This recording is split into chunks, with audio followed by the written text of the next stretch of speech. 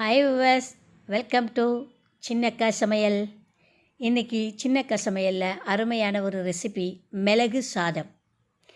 அதுக்கு தேவையானது பார்த்திங்கனாக்கா, முந்திரி பருப்பை சின்ன சின்னதாக உடச்சி எடுத்து வச்சுட்டுருக்கேன். நறுக்கின வெங்காயம், வரமிளகாய், கருவேப்பிலை, புதினா, கொத்தமல்லி, உளுந்தம்பருப்பு, மிளகுத்தூள், கடலப்பருப்பு, ஜீரகம், கடுகு, தேவையான அளவுக்கு எண்ணெய். இப்போ வடைச்சட்டியில் நார்மலாக வச்சிட்டோம். நல்லா சூடு ஏறட்டும். ஆயில் அப்ளை பண்ணிக்கலாம். நல்லெண்ணெய் ஊற்றினா இதுக்கு நல்ல டேஸ்ட்டு கொடுக்குங்க. அதனால் நல்லெண்ணெய் பயன்படுத்திக்கிறது நல்லாயிருக்கும்.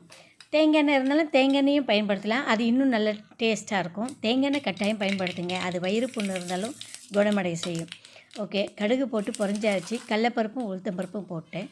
கடலப்பருப்பும் உளுத்தம்பருப்பும் பார்த்திங்கனாக்கா ஒரு 40% அது நல்லா வணங்கினதுக்கப்புறமா முந்திரி பருப்பில் போட்டு இது கொஞ்சம் அந்த 40% இருக்கும்போது நம்ம வெங்காயத்தை போட்டோம்னா தான் வெங்காயம் போட்டு வணங்குறதுக்கும் கடலப்பருப்பு உளுத்தம்பருப்பு சரியான பதத்துக்கு வரவும் சரியாக இருக்கும். இப்போது இந்த ஸ்டேஜுக்கு நம்ம வெங்காயத்தை போட்டு நல்லா வணக்கலாம். வெங்காயம் முடிஞ்ச வரைக்கும் அந்த பச்சை வாசம் போகட்டும். அப்போ தான் நமக்கு அந்த மிளகு சாதத்தோட டேஸ்ட் நமக்கு அப்படியே தெரியும். பச்சையாக இருந்தாக்கா ஒரு டேஸ்ட்டே மாறி போயிடும். அதனால் வெங்காயத்தோட அந்த பச்சை வாசம் போட்டும் கருவேப்பிலை, வரமிளகாய் போட்டு நல்லா வணக்கிட்டு மிளகுத்தூள் வழக்கமாக பார்த்திங்கனாக்கா வறுத்து உடச்சி வச்சுக்கணும். நான் மிளகுத்தூள் ஏற்கனவே மிக்சியில் தூள் பண்ணி எடுத்து வச்சுருக்கேன். ஸோ அது இப்போ நான் வறுத்து எடுத்த கணக்குக்காக வேண்டி எண்ணெயிலேயே போட்டு அந்த மிளகுத்தூளை அப்படியே வணக்கும்போது நல்ல மணமான ஒரு வாசனை வரும். அதாவது வறுத்து எடுத்தோம் பார்த்திங்களா, அந்த வறுத்து எடுத்த மிளகுக்கு ஈக்குவலண்ட்டாக இது இருக்கும்.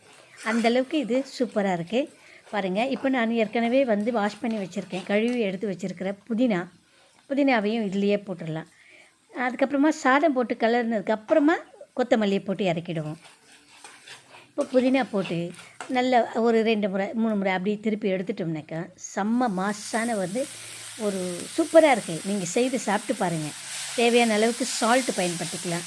டேஸ்ட் பார்த்துக்கோங்க. டேஸ்ட்டு பார்த்துட்டு உங்கள் தேவைக்கு தகுந்த மாதிரி சால்ட்டு பயன்படுத்திக்கோங்க.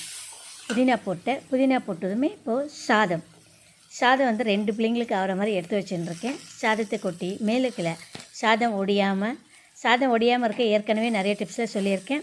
கொஞ்சமாக ஆயில் அப்ளை பண்ணிட்டோம்னா மேலே விட்டோம்னா சாதம் உடையாது, ஒன்றோட ஒன்று ஒட்டாது. அருமையான மிளகு சாதம் எவ்வளவு சூப்பராக இருக்குது பாருங்கள். செம்ம டேஸ்ட்டாக இருக்குது. பிள்ளைங்க வந்த உடனே சூடாக எடுத்து கொடுக்கும்போது விரும்பி சாப்பிடுவாங்க. நீங்களும் செய்து கொடுங்க. சாப்பிட்டோம். மேலாப்பில் கொத்தமல்லி தூவி வச்சு ஓகே, அருமையான ஒரு சின்னக்கா சமையலில் மிளகு சாதம் ரெடி ஆகிடுச்சு. உங்களுக்கும் பிடிச்சிருந்தால் ஒரு லைக் கொடுங்க. உங்களோட கருத்துக்களை எனக்கு கமெண்டில் பதிவிடுங்க. மறக்காமல் சப்ஸ்கிரைப் பண்ணுங்க, ஷேர் பண்ணுங்கள். சப்ஸ்கிரைப் பண்ணாதவங்க சப்ஸ்கிரைப் பண்ணுங்கள். ஓகே, அருமையான மிளகு சாதம் தயார்.